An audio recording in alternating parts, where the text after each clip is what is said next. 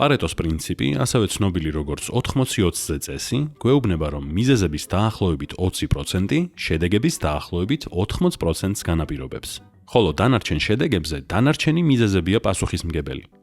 უფრო მარტივად, ძალისხმევის 20%-ით წარმატების 80%-ის მიღწევა შეგიძლია. ეს პრინციპი იტალიელმა ეკონომისტმა ვილფრედო პარეტომ აღმოაჩინა. თავდაპირველად შეამჩნია, რომ მის ბაღში ბარდის მოსავლის 80% ბარდის პარკების 20%-დან მოდიოდა. მოგვიანებით კი აღმოაჩინა, რომ იტალიაში მიწის 80%-ს მოსახლეობის მხოლოდ 20% ფლობდა.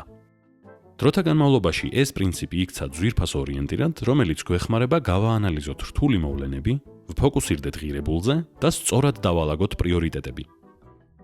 მაგალითად, ბიზნესის მფლობელები ხშირად ხედავენ, რომ კომპანიის მოგების 80% მათი მომხმარებლის მხოლოდ 20%-დან მოდის.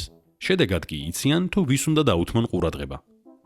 მშენებლები, რომლებიც აცნობიერებენ, რომ ტრაუმების 80% საფრთხეების 20%-დან მოდის, სწორედ ამ რისკების თავიდან აცილებას შეეცდებიან. ხოლო პროგრამისტები, რომლებმაც იციან, რომ ყველაზე ხშირად დაფიქსირებული ხარვეზების გასწორება პრობლემების 80%-ს გამოასწორებს, თავიანთ დროს სწორედ მთავარ პრობლემებს დაუთმობენ. მიუხედავად ამ წესის სარგებლიანობისა, თავად პარეტო გვაფრთხილებდა თავისივე პრინციპზე გადამეტებული დამოკიდებულების შესახებ. ადამიანები საკუთარ გრძნობებსა და ინტერესებს მიჰყვებიან, თუმცა სიამოვნებთ იმის წარმოდგენა თითქოს გონიერებას ეყრდნობოდნენ. ამიტომ ისინი ყოველთვის ეძებენ და პოულობენ თეორიას, რომელიც ფაქტის შემდეგ მათ ქმედებებს ლოგიკურად წარმოაჩენს. ეს თეორია მეცნიერულად რომც გაქარწყლდეს, შედეგი მხოლოდ ის იქნება, რომ მას უბრალოდ სხვა თეორია ჩაანაცვლებს.